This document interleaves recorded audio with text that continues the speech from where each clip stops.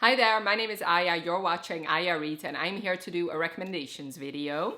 So this recommendations video is going to be a fun one. It's going to be down bad heroes or pining heroes. Basically, these guys are down bad, crying at the gym for their heroines. I just love a pining hero. I just do. It's always so fun to read about. I do have to say, I more relate to pining heroines, like girls that are down bad for their men, because I relate to that a lot, unfortunately. So it's even more fun if I get to read about a hero who is down bad for his heroine or pining for her. This obviously can take place in a lot of different genres, and I have 4 different subgenres to talk about. I have 5 contemporary romances, 1 dark romance, 2 paranormal romances, and 2 historical romances. As always, I'm going to be starting with the contemporary romances, starting off with the only one I don't own yet, which I need to remedy that. In fact, I think after I film this video, I'm going to be ordering it, and it's Pucked by Helena Hunting. This, first of all, is one of my favorite books I read this year, and one of the biggest reasons is Alex Waters, simply because he's such an amazing book boyfriend and such a hero who is down bad for his heroine. Basically, you follow Alex and Violet, her brother is a hockey player, and her mom, or her stepbrother is a hockey player, and her mom wants her to go to a game of her brother, so she reluctantly goes. She has some issues with hockey players. She used to date one and it didn't go that well, and she thinks they are shallow and not smart. She thinks they're all players because her brother has been sleeping with all the puck bunnies. So while she's at the game though, she notices the captain of the team, and he notices her, and at the after game they start chatting and they end up having a one-night stand. And after that night, he cannot get her out of his mind. Like, he resorts to almost stalking simply because he wants to go out with her that bad. That is how down bad he is for her. He makes it clear from the very beginning his intentions, and she's the one that is reluctant, and she's the one that keeps him at arm's distance, but he will do anything and everything he can to get his woman. Like, he sends her gifts, he shows up at work, he constantly does everything just so that she'll go out with him. And then when she finally does, he is the consent king. Like, every time he's willing, like, he wants to take it further, he asks for her consent every step of the way. He's such an amazing hero, such a good hero, and he was just perfect. And having said all that, Violet in this book was hilarious. Like, I laughed out loud so many times throughout this book. So the fact that he outshone her says a lot about his character, because she was an amazing heroine all on her own. And the fact that I can talk about him the way I do is because he's such an amazing hero. I think Helena Hunting did such a great job with this book. This book is a little bit older. It was written in 2015. So it definitely still holds up in my opinion, because I read it this year. I actually read it for the first vlog I did for this year, so I'll leave it linked for you, but I fell in love with this book, and one of the big reasons is Alex Waters. Moving on to Wild Love by Elsie Silver. So this is her first book in her Rose Hill series, and you follow Ford and Rosie, and Ford is actually Willa's brother from the Chestnut Spring series. So they grew up together, and he has been pining for her ever since they grew up. Like, ever since he was a teenager, he's been pining for her. He's never really been with anybody else. The only person he's ever wanted in life is Rosie. And you find out throughout this book how much he's been pining for her, how down bad he has been from the beginning. So I don't want to spoil all of that, but there's a key involved here that is the personification for how down bad he is for her. Anyway, so they haven't really spoken to each other for 10 years. She's actually his best friend's sister, by the way. Now she's back because her boss did things to her that she most definitely didn't want, and because of the fact that she wanted to report him, she ended up getting fired. So she's going back to the town she grew up in, Rose Hill, and she finds that Ford is there, and he's setting up this recording studio, and she asks him for a job, and since he's so down bad, he cannot resist. So obviously he says yes. A couple days later, this little girl shows up saying that she's his daughter, because when he was 19, he sold some of his sperm, and that resulted 12 years later in this girl showing up. And both him and Rosie really connect with this girl. And really, this book just shows how much he loves her and how long he's loved her. So I really loved it. But what I also really like about this book is you get some diary entries from Rosie. While you're reading that, you can see that even though it looked like she didn't really like him, maybe she has always liked him too. So I also love that. But I mean, out of the two, one was definitely down bad for the other, and it definitely wasn't rosy. So I loved watching Ford, and I really loved him getting the girl in the end. So yeah. Just for the Summer by Abby Jimenez. So once again, another new release. Actually, I have a couple new releases here. This book, you follow Emma and Justin writes a post on Reddit where he has this question he's asking, but while asking this question, he reveals that he's the guy that's known for women dating before they find the love of their lives. So Emma reads that and she relates because she's the girl that guys normally date before they find the love of their life. So she messages him and they connect on that. So they're talking, they really hit it off. So Justin suggests, why don't they date each other and then they can break up and then their curse will be broken and then the next person they'll date will be the love of their lives. So eventually she agrees. She's a traveling nurse, so she can really go anywhere. So she goes to where he lives. And of course, they're not gonna break up. They're gonna fall in love. Justin, I really love. First of all, he is the epitome of the perfect book boyfriend, in my opinion. Like, sometimes you read about heroes, especially like the bad boys, where you're like, I don't want to date you in real life. Like, that would be a toxic mess. Sometimes you read about these heroes like Justin, who are literally perfect, and I would love to meet a guy like him. I love how from the very first moment he sees her picture, he's already like swooning over her. And I just love how he's very clear from the very beginning that he wants to pursue this as a real relationship. Like, I love how clear he is from the beginning. He has amazing communication. And this man is so down bad that he's willing to, when he realizes that she's sick and he cannot get to her any other way, he goes on a unicorn floaty and just like paddles his way to wherever she is. That scene, if that is not a man being down bad for a woman, that I don't know what is. I love this man with my whole heart and soul. They both deal with some things in their family. He has a mother who has to go to jail, and now he is, even though he's like 29, he has full custody of his younger siblings, which is like, that is a very sad, heartbreaking story. And she has a mom who's constantly neglecting her, and because of that she has developed some mental health issues. I love this book with my whole heart and soul. This is definitely going to be one of my favorite books I've read this year, and one of the big reasons is Justin. Like, I just love how much he loves her and how much he's willing to do for her, and I just love him so much. Love Theoretically by Ali Hazelwood. I do have to say, Ali Hazelwood, almost every single Ali Hazelwood hero I've read about is definitely down bad for his heroine, and they're definitely pining heroes, including Jack. And this is one of my favorite books I read last year. Actually, I also read it for the Goodreads Choice Awards, so I'll leave both those videos linked for you.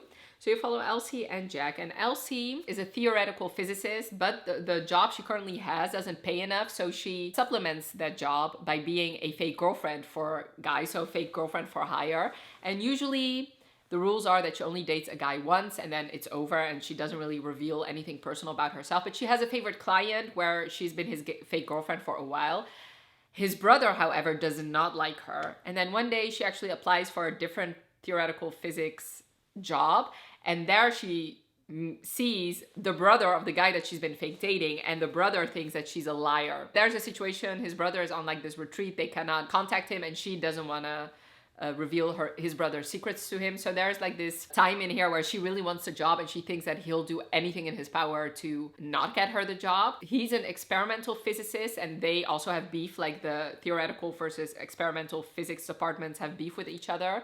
But Jack here has been pining for Elsie ever since his brother introduced her as his girlfriend. So all this time he thinks that he's been pining for his brother's girlfriend. He's so down bad for her. Like, he would do anything for her. And he really is the reason that he's the only person who realizes the things she does to make other people feel better about themselves, and he calls her out on that, and he just wants to make her like the best version of herself, and he's willing to almost sacrifice anything for that. And I just really love that. He is, like I said, down bad for her. I really love this book. It's one of my favorite by Ali Hazelwood, but also one of my favorite romances.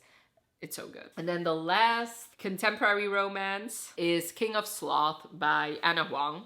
So this mainly falls into the pining hero trope. You follow Xavier and Sloane, and she's his PR agent, and he's this billionaire trust fund baby who really doesn't do anything, and she's hired by his dad to make sure that he doesn't fuck up, basically. Eventually his father dies, and He has a stipulation in the will where Xavier will inherit $7 billion if he's CEO of something, but he has like 5 people on this committee to determine whether or not he's actually doing a good job. And one of those people is actually Sloane. So they end up falling in love. Xavier has been pining for her ever since he first met her. He's been interested in her for a while, but she's always kept him at an arm's distance.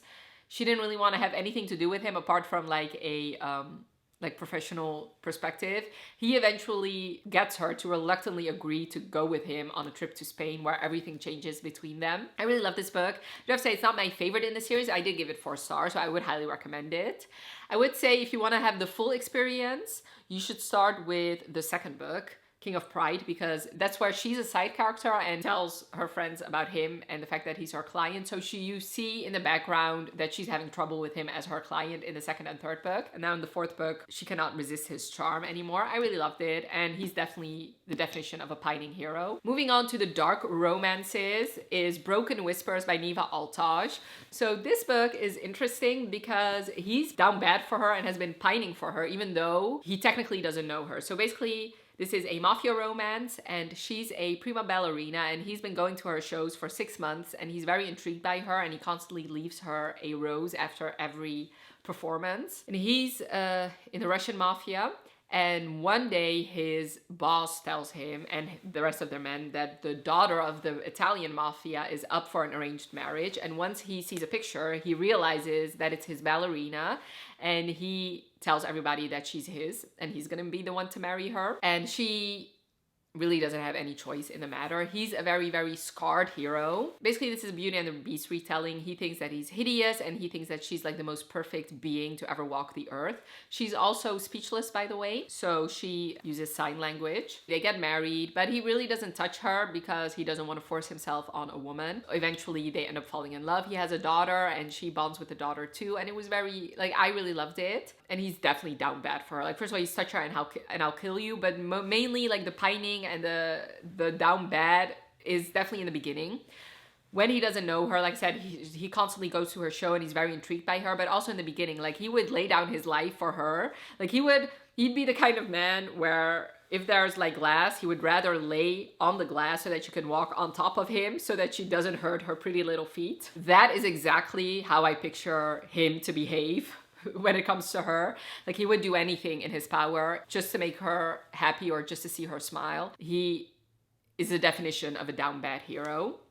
Moving on to 2 paranormal romances. The first one I actually just finished, and it's Soul of a Witch by Harley LaRue. So this is the 3rd book in her Souls trilogy, but all these books take place around the same time. So you can read any of them without having read the other ones. I do have to say, especially with the 3rd book, it would be beneficial to have read at least the first one. So this is a romance between a witch and a demon. The demon, he's an archdemon. He's been alive for over like 2,000 years. You start the book off with a flashback where he's battling these gods. He's at his lowest point in his life. All his friends have died. And then this woman shows up telling him that she loves him and that he needs to wait for her. And he's been waiting for 2,000 years for this woman, because this woman is actually Everly. When he got that premonition, she was nowhere near being born. In fact, she would be born 2,000 years later, and he's been waiting ever since. And when they finally get together, so he's a switch, well, they're both switches. And when he is in his submissive phases, this man is so down bad. Like she could literally do anything to him and he would thank her for it. Like that is how obsessed he is with her. That is how down bad he is for her. Like she could get him to do anything because this man would do anything for her. So I haven't read a whole lot of submissive hero romances. If there's like BDSM involved or stuff like that, usually the heroine is submissive. So I cannot really say for sure if I like the submissive hero trope. But what I loved about this book is because you have seen him be so very dominant, it's even hotter when he submits to her. And, you know, the fact that he gives her the power in those scenarios, it's just so fucking hot. Like, he is such a hot guy. And yes, definitely, like, when he, like, the fact that he's been pining for her for 2,000 years, the fact that he's been waiting for her for 2,000 years, the fact that he would do anything, lay down his life, kill anybody for her, it just definitely shows how down bad he is for her. And the last paranormal romance is Witches Get Stitches by Juliet Cross. This is the 3rd book in the Stay Spell series, and it's definitely my favorite. One of the reasons being is this is a werewolf romance, which, say it with me, werewolves are my favorite paranormal creature. And even though I did love the first book, which is also a werewolf witch romance, this is definitely my favorite. And this is definitely a pining hero, a hero that is down bad for his heroine. Basically, they met 2 years ago and they had this very sexy, hot encounter, and then she left. And she's a seer. Like, she's looked into her future and saw that something about this relationship would not go well, so she's been keeping her distance. And then a year later, he comes into town because his cousin is dating her sister. So now they're in forced proximity. Everybody knows that he loves her. Everybody knows that he knows that she's his fated mate, but he has respected her wishes and stayed away. And they became friends, and now they actually started this tattoo business together. But he has been pining for her. He wants her. She's the only one he wants. And then eventually, obviously, things finally happen between them, especially when this, like, his old pack comes into town. This is so good. And I just loved all the pining in here. I loved how much he loved her. And I really loved that we got to see all that. At least in the second book, we saw a lot of them. And we saw them in the other books. The fact that they were skirting around each other. And I really love when a couple has been built up in a series. I just love that. Like, it just makes when they finally do get together that much more, that much better. I do have to say, having said that, that didn't work that well for me for the very last book in the series, but it definitely worked for me in the third book. I love this book, and this is definitely a down bad hero. Now for the two historical romances. First historical romance is Again the Magic by Lisa Kleypas. This is the 0.5 novel in her Wallflower series. And you follow McKenna and Lady Aline, and McKenna's the stable boy. She's the daughter of the Earl. When they were teenagers, they fell in love, and then her father found out and he threatened him. He told her that she needed to break it off because if she wasn't gonna break it off, he was gonna kill him. So in order to save his life, she was very cruel to him and told him that she never wanted to be with him, and she made him leave. And he vowed revenge. So he went to America and he became a very, very rich and successful man. And now he's back. And all he wants is revenge for all those years ago. But what he doesn't know is that something awful happened to her when he left. And now she just wants, like, she feels so bad for everything that happened. And she's never loved anybody except for him. So she knows what he wants, and she knows that he's there to get revenge. She's just willing to let him have that. But of course, since he's a pining hero, and since he does really love her, and since he's so down bad, he is set out to ruin her. But of course, she's gonna be the one that ruins him. So yeah, there are scenes in here where he definitely is very cruel to her and mean and indifferent. But when he finds out what happened to her, he just wants to almost die because of that. Like, he just loves her so much. He never stopped loving her. Everything he's built was because of her. And at first he tells himself that it's for revenge, it's because of revenge purposes. But if you really look under the surface, it's all because of her. Like, he loves her so much. Like, everything he's done, she's basically the reason he lives. She's basically the reason for his life. He just, like I said, he would do anything for her, anything in the world. And I really loved it. This is actually, so my favorite book in the series is It Happened One Autumn, and you follow Aline's brother. And he actually has a big part in here as well. I really should reread this because this is my second favorite in the series. And yeah, McKenna is definitely a pining hero and a hero that is down bad for his heroine. And last but most certainly not least is When He Was Wicked by Julia Quinn. So this is the 6th book in the Bridgerton series. You follow Francesca and Michael.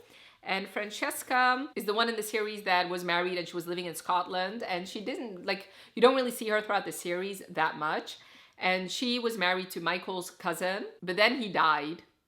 And Michael left, and then he came back. And now she tells him that she wants to get married again because she wants to have a baby. What she doesn't realize is that Michael has been in love with his cousin's wife ever since he first met her. So he just feels so awful about everything. Like, first of all, he feels, when his cousin is still alive, he feels awful for wanting his wife. And then when his cousin dies, he feels awful because he thinks that he somehow wished for that to happen. And now that he's back, he feels awful for wanting her still. And he's definitely, once again, a down bad hero, a pining hero. He just wants what he cannot have. And then when he finally gets her, he still gripped with guilt because of everything that I just explained. But of course, he cannot resist her. He's been in love with her for years.